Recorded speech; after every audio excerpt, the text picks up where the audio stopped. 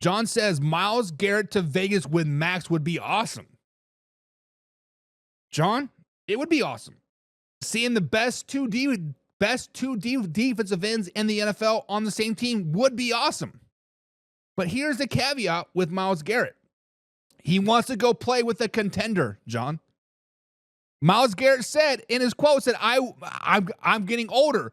I want to play for a contender. I want to compete for a Super Bowl. Now, I understand, John, you are a Raiders fan. Understand I am a Chiefs fan. I'm a Raiders hater. You're a Chiefs hater. Whatever. We love to hate each other.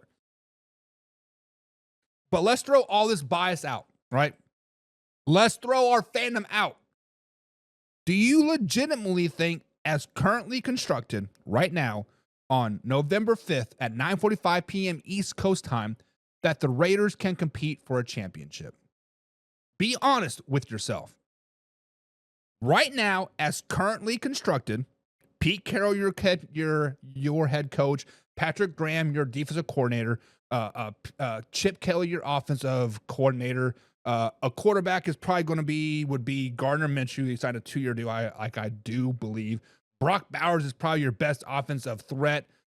Max Crosby is still your best defensive threat, but he's 9 years in the league in a boot.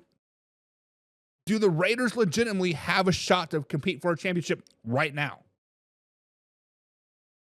I'm going to answer that for you, John. The answer is no. Myles Garrett wants to play for a contender. Right now, as currently constructed, the Raiders are not contenders.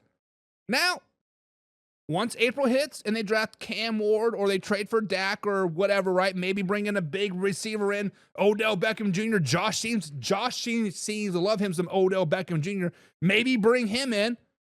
And now we're having a different conversation. Now we having a different story.